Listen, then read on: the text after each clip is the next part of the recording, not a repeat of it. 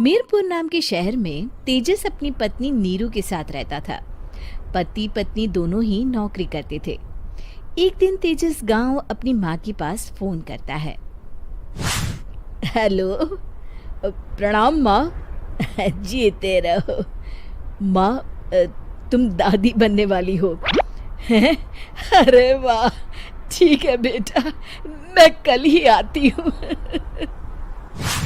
जब माँ जी शहर पहुंची तो बेटे बहू ने बहुत अच्छे से स्वागत किया।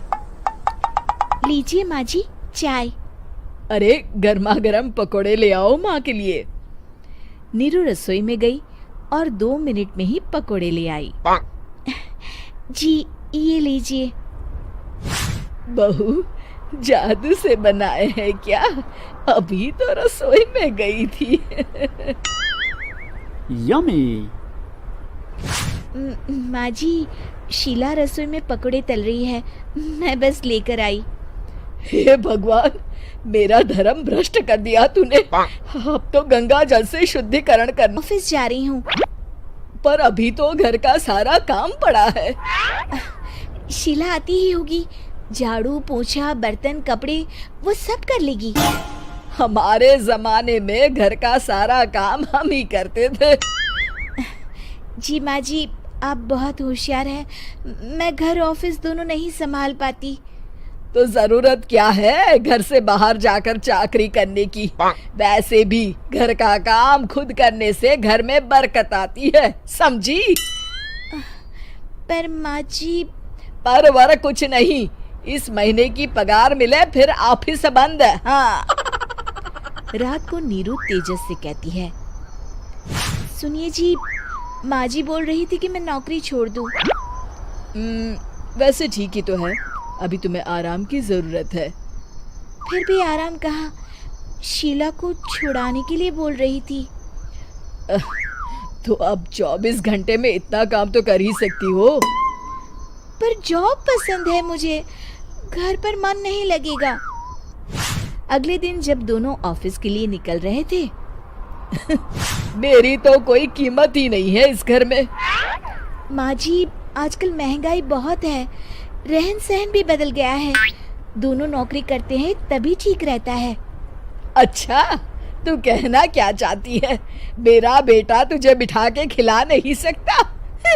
तू ही इस घर का खर्च चला रही है, हैं?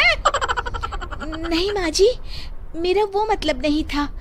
मतलब खूब समझती हूँ, ये बाल धूप में सफेद नहीं किए मैंने। हाँ।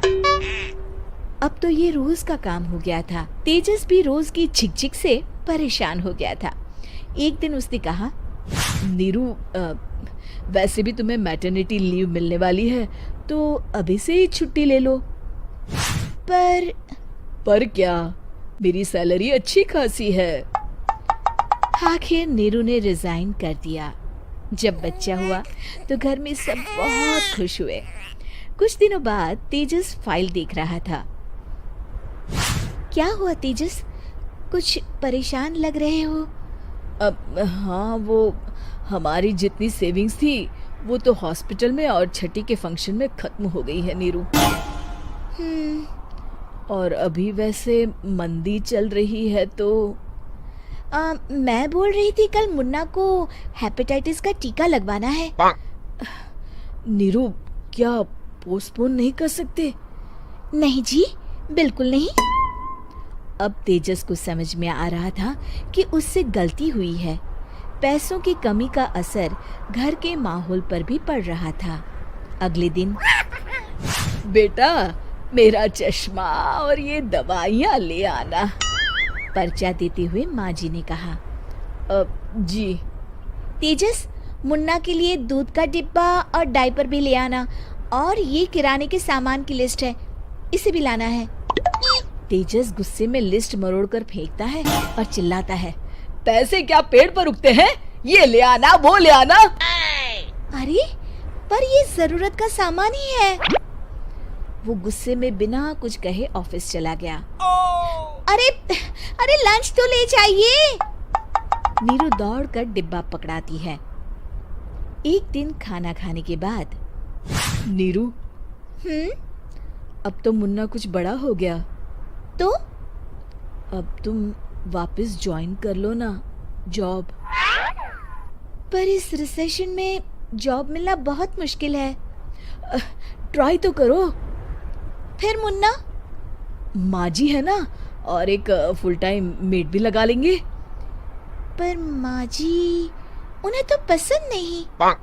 तभी माँ जी वहाँ आ जाती है और प्यार से नीरू के सर पर हाथ फेरते हुए बोलती है, अब मेरी समझ में आ गया बहू, पहले के और अब के समय में अंतर है।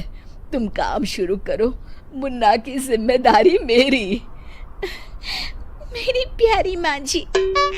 ये कहकर नीरू उनके गले लग गई। शिक्षा, परिवर्तन संसार का नियम है, हमें भी समय के साथ चलना चाहिए। उम्मीद है कि आपको हमारी ये कहानी पसंद आई होगी। कृपया हमारे चैनल को सब्सक्राइब करें और सभी अपडेट्स के लिए बेल आइकन जरूर क्लिक करें। और हाँ, वीडियो लाइक और शेयर करना मत भूलिएगा। Bye bye.